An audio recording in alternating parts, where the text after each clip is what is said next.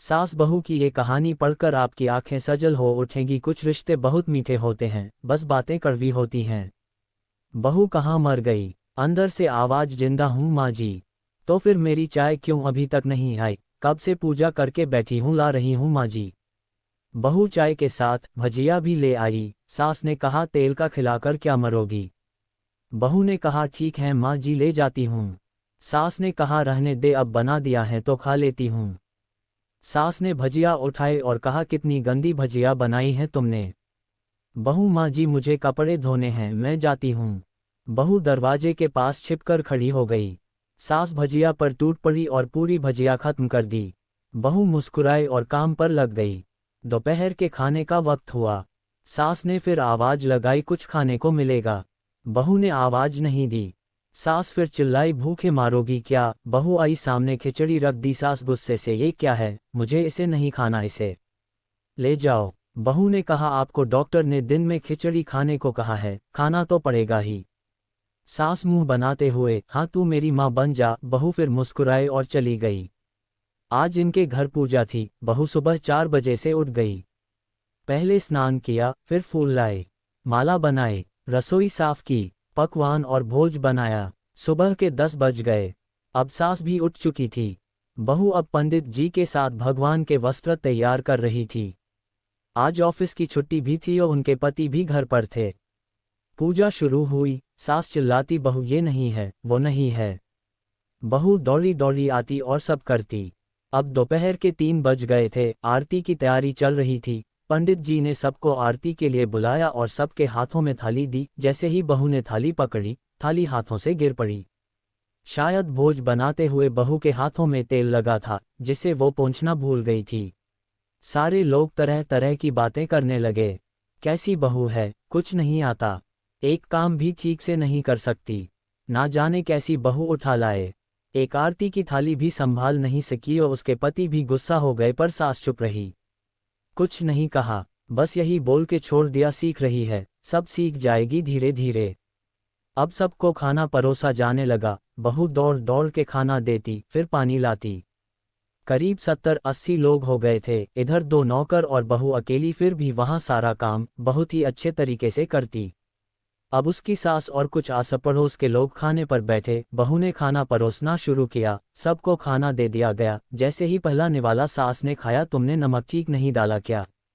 एक काम ठीक से नहीं करती, पता नहीं मेरे बाद कैसे ये घर संभालेगी। आस पड़ोस वालों को तो जानते ही हो ना साहब, वो बस बहाना ढूंढते हैं नुक्स निकालने का। फिर वो सब शुरू हो गए, ऐसा खाना है, ऐसी बहू है, ये वो वगैरह वगैरह। दिन का खाना हो चुका था। अब बहू बर्तन साफ करने नौकरों के साथ लग गई। रात में जगराता का कार्यक्रम रखा गया था।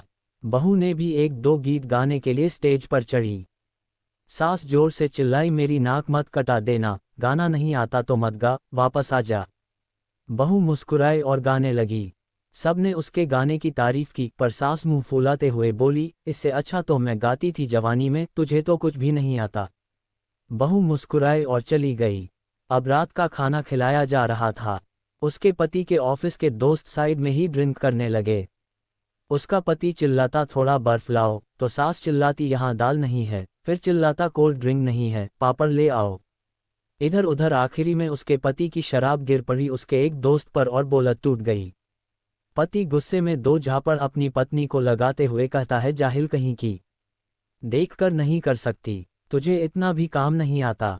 सारे लोग देखने लगे। उसकी पत्नी रोते हुए कमरे की तरफ दौड़ी। फिर उसके दोस्तों ने कहा, क्या यार, पूरा मूड खराब कर दिया, यहाँ नहीं बुलाया होता, हम कहीं और पार्टी कर लेते। कैसी अनपढ़ गंवार बीवी ला रखी है तूने, उसे तो मेहमानों की इज्जत और काम करना तक नहीं आता, तुमने तो हमारी बेइज्जती कर दी। अब आस पड़ोस की औरतों को और बहाना मिल गया था। वो कहने लगी, देखो क्या कर दिया तुम्हारी बहू ने, कोई काम की नहीं है। मैं तो कहती हूँ अपने बेटे की दूसरी शादी करा दो, छुटकारा पाओ इस गंवार से। सास उठी और अपने बेटे के पास जाकर उसे थप्पड़ मारा और कहा, अरे नालायक, तुमने मेरी बहू को मारा, तेरी हिम्मत कैसे हुई, तेरी टांग तोड़ दूंगी। उसके बेटे के दोस्त कुछ कहने ही वाले थे कि उसकी मां ने घूरते हुए कहा, चुप, बिल्कुल चुप। यहाँ दारू पीने आए हो, जबकि पता है आज पूजा है और तुम्हें पार्टी करनी है। कैसे संस्कार दिए हैं तुम्हारे माता पिता ने। और किसने मेरी बहू को जाहिल बोला, जरा इधर आओ, चप्पल से मारूंगी अगर मेरी बहू को किसी ने शब्द भी कहा तो। अरे पापी, तूने उस लड़की को बस इसलिए मारा कि तेरी शराब टूट गई। पापी, वो बच्ची सुबह 4 बजे से उठी है, घर का सारा काम कर रही है, ना सुबह से नाश्ता किया ना दिन का खाना खाया, फिर भी हंसते हुए सबकी बातें सुनते हुए ताने सुनते हुए घर के काम में लगी रही। तेरे यार दोस्तों को वो अच्छी नहीं लगी, जूते से मारूंगी तेरे दोस्तों को जो कभी उन्होंने ऐसा कहा। उसके यार दोस्त चुपके से खिसक लिए।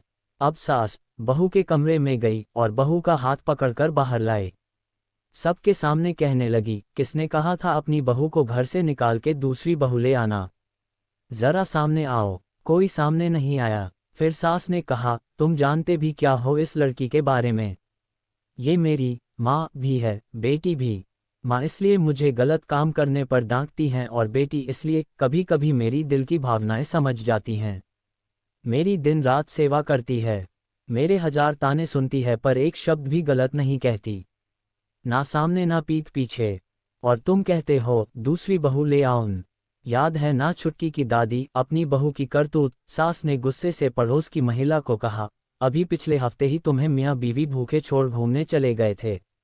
मेरी इसी बहू ने 7 दिनों तक तुम्हारे घर पर खाना पानी, यहाँ तक कि तुम्हारे पैर दबाने जाती थी और तुम इसे जाहिल बोलती हो।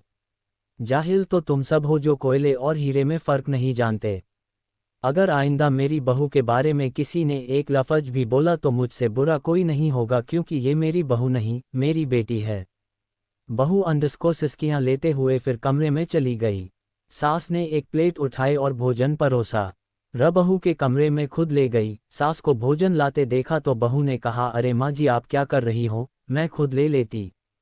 सास ने प्यार से ताना मारते हुए कहा, डर मत, इसमें जहर नहीं है, मार नहीं डालूंगी तुझे। तुझे नई सास चाहिए होगी, पर मुझे अभी भी तू ही मेरे घर की बहू चाहिए। बहू ने अपनी सास को रोते हुए गले से लगा लिया। सास भी रो दी पहली बार और कहा, चल खाना खा ले। फिर मजाक करते हुए कहा, फिर मेरे पैर दबाने चले आना और ये ख्याल मन में मत लाना कि सास पैर बोलती है, किसी दिन मैं इसका गला दबा दूंगी, क्योंकि कभी मैं भी यही सोचती थी। दोनों खूब हंसने लगती हैं। कुछ रिश्ते बहुत मीठे होते हैं, बस बातें कड़वी होती हैं।